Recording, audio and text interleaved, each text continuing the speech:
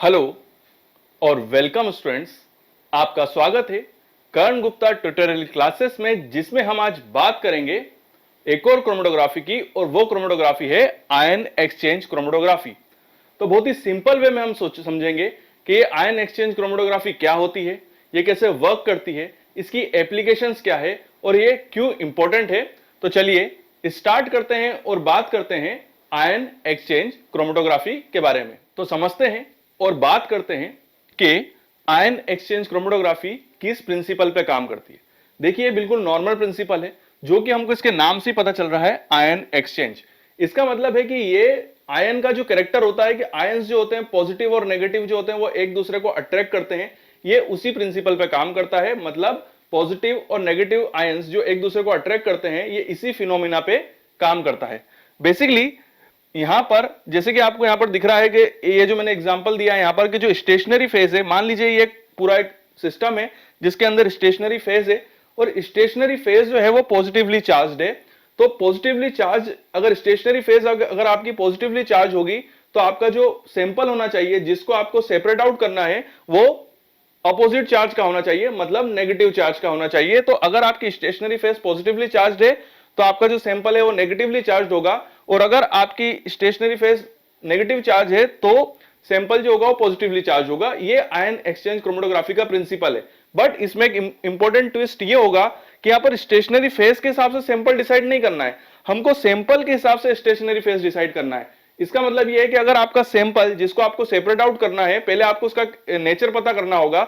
अगर आपका sample positively charge है तो आपको stationary phase negatively charge use करनी है, और अगर आपका सैंपल नेगेटिवली चार्ज है तो आपको आपकी जो स्टेशनरी फेज होगी वो पॉजिटिवली चार्ज यूज करनी पड़ेगी। तो जैसे कि मैं आपसे बात कर रहा था कि यहां पर जो हम सैंपल ले रहे हैं, तो जिस सैंपल को आपको इसमें सेपरेट आउट करना है, पहले उसका आपको कैरेक्टर पता करना पड़ेगा और उसके हिसाब से हमको स्टेशनरी फेज डिसाइड करनी होगी। अगर हमारा सैंपल नेगेटिवली चार्ज है तो स्टेशनरी फेज पॉजिटिवली चार्ज होगी, और अगर वो पॉजिटिवली चार्ज है तो स्टेशनरी फेज नेगेटिवली चार्ज होगी। और उसी बेसिस पे यहां पर स्टेशनरी फेज को डिफरेंशिएट किया गया है। यहां पर जो स्टेशनरी फेज होती है जो कि आयन एक्सचेंज क्रोमेटोग्राफी के अंदर यूज होती है, वो दो टाइप की होती है। सीधी सी बात है, पॉजिटिवली चार्ज और नेगेटिवली चार्ज।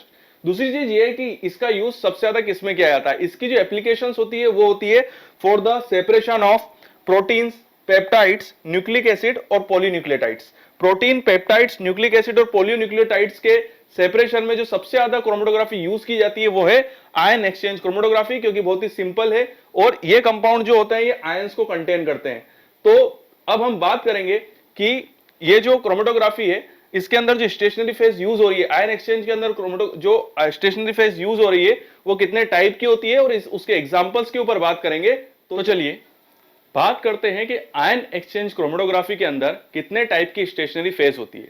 तो जैसे कि मैंने आपको बताया कि इसके अंदर जो स्टेशनरी फेज होती है वो दो टाइप की होती है, एक होती है पॉजिटिवली चार्ज और एक होती है नेगेटिवली चार्ज। बट इसमें एक बहुत इंपॉर्टेंट पॉइंट है और एक ट्विस्ट है जिसको आपको पहले समझना होगा। वो ट्विस्ट ये है कि इनका जो नाम है वो इस हिसाब से डिसाइड किया गया है कि जो स्टेशनरी फेज होती है वो जिन आयंस को आकर्षित करती है उन आयंस के नाम पर इसकी स्टेशनरी फेज का नाम दिया गया है। जैसे कि अगर कोई स्टेशनरी फेज पॉजिटिवली चार्ज को आकर्षित कर रही है, अपनी तरफ पॉजिटिव चार्ज को अपनी तरफ ले रही है, इसका मतलब है वो खुद नेगेटिवली चार्ज है बट वो पॉजिटिव को आकर्षित कर रही है, इसलिए उसका नाम दिया गया है केटायन एक्सचेंजर। ठीक है, मतलब जिन आयंस को आपको आकर्षित करना है उनके नाम पर आप स्टेशनरी फेज का नाम दिया गया है। मतलब वो खुद नेगेटिवली चार्ज्ड है और वो पॉजिटिव को आकर्षित कर रही है, इसलिए उसका नाम दिया गया केटायन एक्सचेंजर। और वो स्टेशनरी फेज जो खुद पॉजिटिवली चार्ज्ड है बट नेगेटिव को आकर्षित कर रही है, तो उनका नाम दिया गया है एनायन एक्सचेंजर। मतलब केटायन एक्सचेंजर वो स्टेशनरी फेज होगी जो पॉजिटिवली चार्ज्ड होगी, और केटायन एक्सचेंजर वो स्टेशनरी फेज होगी जो खुद नेगेटिवली चार्ज्ड होगी और पॉजिटिव आयंस को आकर्षित करेगी। वहीं एनायन एक्सचेंजर वो स्टेशनरी फेज होगी जो खुद पॉजिटिवली चार्ज होगी और नेगेटिव आयंस को आकर्षित करेगी। तो बिल्कुल सिंपल है। देखिए, केटायन एक्सचेंजर का मतलब आप बिल्कुल क्लियर हो गए होंगे। Have negative charge attract positive charge, मतलब खुद नेगेटिवली चार्ज्ड है और पॉजिटिवली चार्ज को आकर्षित कर रही है। ठीक है, तो इसके एग्जांपल है कार्बोक्सी, कार्बोक्सी मिथाइल, सल्फोमिथाइल, ये जितने भी आयंस हैं ये खुद नेगेटिवली चार्ज्ड हैं, मतलब ये ऐसे केटायन एक्सचेंजर यूज होते हैं। उसके अलावा दूसरे कंपाउंड्स भी हैं जैसे buffer, acetate, phosphate, lactate, succinate, ये भी नेगेटिवली चार्ज्ड होते हैं और ये भी ऐसे स्टेशनरी फेज यूज होते हैं और ये भी होते हैं केटायन एक्सचेंजर। तो बिल्कुल सिंपल है। तो आपको थोड़ा सा ये जो ट्विस्ट है इसको आपको याद रखना है कि जिन आयन को आकर्षित करेंगे उन्हीं आयंस के नाम पर स्टेशनरी फेज का नाम है। पॉजिटिवली चार्ज को आकर्षित कर रही है तो इसका मतलब क्या है, केटायन एक्सचेंजर, मतलब जिनका एक्सचेंज हो रहा है। बेसिकली यहां पर एक्सचेंज किसका हो रहा है, पॉजिटिवली चार्ज का, इसलिए केटायन एक्सचेंजर, और खुद है नेगेटिवली चार्ज। ठीक है। वहीं अगर आप बात करें हम एनायन एक्सचेंजर की, तो एनायन एक्सचेंजर मतलब एनायंस को आकर्षित कर रही है और खुद पॉजिटिवली चार्ज्ड है। Have positive charge attract negative charge. तो यहां पर जो एक्सचेंज हो रहा है वो किसका हो रहा है, एनायंस का हो रहा है, नेगेटिव आयंस को आकर्षित कर रहे हैं, इसका मतलब खुद पॉजिटिवली चार्ज्ड है, इसलिए इनका नाम दिया गया है एनायन एक्सचेंजर। तो इसके एग्जांपल हैं आपके amino ethyl, tri methyl amino ethyl, amino ethyl, try ethyl amino ethyl. उसके अलावा बफर, ट्रिस और पायरिडीन, ये आयंस जो होते हैं ये होते हैं पॉजिटिवली चार्ज और नेगेटिवली चार्ज को आकर्षित करते हैं। तो बिल्कुल सिंपल है, इजी है, बट थोड़ा सा कंफ्यूजिंग है। बट अगर आपको ये जो ट्रिक है ये अगर आप याद रखेंगे तो आयन एक्सचेंज क्रोमेटोग्राफी के अंदर आपको कोई प्रॉब्लम नहीं आएगी। बट हमेशा इसमें कोई एक डाउट जो क्रिएट होता है, जो कंफ्यूजन क्रिएट होता है वो हमेशा रहता है। बट आपको ये पॉइंट क्लियर करना पड़ेगा कि केटायन एक्सचेंजर मतलब केटायन का एक्सचेंज हो रहा है, इसका मतलब है कि स्टेशनरी फेज है नेगेटिवली चार्ज। एनायन एक्सचेंजर मतलब एनायन का एक्सचेंज हो रहा है, मतलब स्टेशनरी फेज हो गई पॉजिटिवली चार्ज। तो एक्सचेंज वर्ड से आपको क्लिक हो जाना चाहिए कि केटायन का एक्सचेंज कौन कर सकता है, नेगेटिवली चार्ज, और पॉजिटिव आयन का एनायन का एक्सचेंज कौन कर सकता है, पॉजिटिव चार्ज, और केटायन का एक्सचेंज कौन कर सकता है, नेगेटिव चार्ज। तो इस हिसाब से आपको ये जो डाउट है क्लियर रहेगा। अब हम बात करते हैं कि इसकी मैकेनिज्म क्या होती है और ये कैसे वर्क करती है। तो चलिए एक एग्जाम्पल के थ्रू समझते हैं कि आयन एक्सचेंज क्रोमेटोग्राफी कैसे काम करती है। तो इस एग्जाम्पल से आपको बहुत सारी चीजें क्लियर हो जाएंगी कि आयन एक्सचेंज क्रोमेटोग्राफी कैसे काम करती है। तो एग्जाम्पल हमारा ये है कि मान लीजिए हमारे पास एक प्रोटीन है और प्रोटीन को हमको यूज करना है, हमारा जो सैंपल है वो है प्रोटीन, और प्रोटीन को हमको सेपरेट आउट करना है on the basis of ion exchange chromatography. तो इसके अंदर हम सबसे पहले क्या करते हैं कि जब जो हमारा सैंपल होता है प्रोटीन, उसकी हम पीएच को डिटरमाइन करते हैं। तो जैसे कि मान लीजिए हमने उसकी पीएच देखी यहां पर, तो मान लीजिए उसकी पीएच जो है वो है 7, ठीक है, 7 पीएच है, और 7 पीएच पे हमने ये चेक करा कि उस आइसोइलेक्ट्रिक पॉइंट पर उसका जो चार्ज है वो 0 है। उसका जो पीएच 7 जो होगी वहां पर उसका आइसोइलेक्ट्रिक पॉइंट जो होगा वहां पर उसका चार्ज होगा 0। इसका मतलब है 0 का मतलब ये हुआ कि वहां पर नेगेटिवली चार्ज और पॉजिटिवली चार्ज दोनों ही बराबर है। ठीक है। अब हम क्या करेंगे कि उसकी पीएच को, पीएच 1 यूनिट अबव, हम उसकी पीएच को बढ़ाएंगे।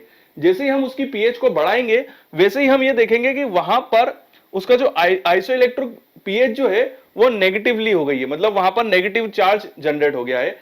क्योंकि हमने पीएच को बढ़ा दिया है तो वहां पर नेगेटिव चार्ज जनरेट हो गया है। इसका मतलब है कि जो हमारा सैंपल है वो नेगेटिवली चार्ज्ड है, हमारा जो सैंपल है वो नेगेटिवली चार्ज्ड है, मतलब यहां पर हमारा सैंपल अब हो गया नेगेटिवली चार्ज। तो हमको हमारा जो स्टेशनरी फेज यूज करनी पड़ेगी वो होगी पॉजिटिवली चार्ज।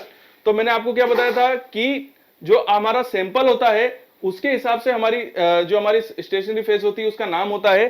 तो यहां पर नेगेटिवली चार्ज आपका सैंपल है तो यूज होगा एनायन एक्सचेंजर, जो हमारा स्टेशनरी फेज होगा वो होगा एनायन एक्सचेंजर। वहीं अगर हम पीएच को नीचे की ओर ले जाते हैं, पीएच कम कर देते हैं, तो उसका जो उसकी पीएच हो जाएगी या उसका जो चार्ज हो जाएगा वो हो जाएगा पॉजिटिवली चार्ज। तो पॉजिटिवली चार्ज हो गया, हमारा जो प्रोटीन है वो पॉजिटिवली चार्ज हो चुका है। तो अब हमको स्टेशनरी फेज कौन सी यूज करनी है, positively charge stationary phase cation exchanger. ऊपर गए नेगेटिवली चार्ज एनायन एक्सचेंजर, और नीचे गए पॉजिटिवली चार्ज हो गया तो केटायन एक्सचेंजर। तो इस हिसाब से हमको ये डिसाइड करना है कि हमको कौन सी स्टेशनरी फेज यूज करनी है on the basis of our sample. But question ये उठता है कि इसका मतलब क्या है कि हम अपने सैंपल को हमारी स्टेशनरी फेज के हिसाब से ऊपर नीचे कर लेंगे। अगर हमारे पास स्टेशनरी फेज पॉजिटिव है तो क्या हम अपने सैंपल को कन्वर्ट करके उसको नेगेटिव कर सकते हैं, ऐसा नहीं है। यहां पर इंपॉर्टेंट चीज ये है, जैसे मैंने आपको बताया था कि सैंपल के हिसाब से स्टेशनरी फेज डिसाइड होगी, ना कि स्टेशनरी फेज के हिसाब से सैंपल। यहां पर आपका सैंपल चाहे वो पॉजिटिवली चार्ज हो रहा हो या नेगेटिवली चार्ज हो रहा हो, आपको यह चीज हमेशा ध्यान रखनी है कि हमारा सैंपल किस कंडीशन में स्टेबल है। अगर वो नेगेटिवली चार्ज कंडीशन में स्टेबल है, वहां पर हमारा 100% रिजल्ट मिलेगा, 100% सेपरेट होगा, तो आपको नेगेटिवली चार्ज सैंपल यूज करना है। और अगर हमारा सैंपल पॉजिटिव कंडीशन में स्टेबल है तो हमको पॉजिटिवली चार्ज सैंपल यूज करना है। तो यहां पर इंपॉर्टेंट पॉइंट ये है कि हमारा सैंपल जिस कंडीशन में स्टेबल होगा, जिस चार्ज पे नेगेटिव चार्ज पे स्टेबल है तो हमको नेगेटिवली चार्ज सैंपल यूज करना है, और अगर पॉजिटिवली चार्ज पे स्टेबल है तो हमको पॉजिटिवली चार्ज सैंपल यूज करना है, और सैंपल के बेसिस पे हमको स्टेशनरी फेज डिसाइड करना है। तो मैंने यहां लाइन भी यही लिखी कि evolution of protein done by change of pH और चेंज ऑफ आयनिक स्ट्रेंथ। या तो पीएच के हिसाब से या आयनिक स्ट्रेंथ के हिसाब से हम कंपाउंड के चार्ज को चेंज कर सकते हैं पॉजिटिव और नेगेटिव में। तो ये हमारा एक प्रोटीन का सैंपल था और मैंने इसके हिसाब से आपको समझाया कि इसके अंदर कैसे इसकी मैकेनिज्म कैसे काम करती है और इसमें क्या हमको करना पड़ता है। तो मैं आशा करता हूं कि आपको आयन एक्सचेंज क्रोमेटोग्राफी बहुत सिंपल वे में और बहुत इजी वे में समझ में आ गई होगी। फिर भी अगर आपको कोई डाउट है, कोई चीज समझ में नहीं आई है, तो कमेंट्स बॉक्स में मुझसे क्वेश्चन पूछ सकते हैं, मैं जरूर आपके क्वेश्चंस का जवाब दूंगा। वीडियो देखने के लिए थैंक यू वेरी मच, और यूं ही बने रहिए मेरे साथ। एक इंपॉर्टेंट इंफॉर्मेशन कि अगर आप भी इन इंस्ट्रूमेंट पे ट्रेनिंग करना चाहते हैं तो you are most welcome in our institute. Institute का एड्रेस और सारी इंफॉर्मेशन, चाहे वो ईमेल आईडी हो या चाहे उसका मोबाइल नंबर हो हमारा, वो सभी हमने डिस्क्रिप्शन बॉक्स में दिया हुआ है। आप हमसे डायरेक्टली कांटेक्ट कर सकते हैं, और अगर आपकी कोई क्यूरी है तो वो भी आप हमको बता सकते हैं। साथ ही साथ अगर आप कुछ ऐसे प्रोजेक्ट्स वर्क से जुड़े हुए हैं, कोई पीएचडी वर्क से जुड़े हुए हैं, या आप कोई ऐसे कोर्स से जुड़े हुए हैं जहां पर आपको इन इंस्ट्रूमेंट्स की रिक्वायरमेंट है, या आपके पास कुछ ऐसे सैंपल हैं जो इस पर्टिकुलर इंस्ट्रूमेंट्स पे ही रन हो सकते हैं बट वो आपके पास अवेलेबल नहीं है, तो हमारा इंस्टीट्यूट ऐसी कंसल्टेंसी सर्विस भी प्रोवाइड कराता है, और उससे रिलेटेड इंफॉर्मेशन भी हमने हमारे लिंक बॉक्स के अंदर और डिस्क्रिप्शन बॉक्स के अंदर आपको प्रोवाइड कराई है। तो बने रहिए हमारे साथ और हमारा वीडियो देखते रहिए। साथ ही साथ हमारे चैनल को सब्सक्राइब करें और बेल आइकन को हिट करें। Thank you.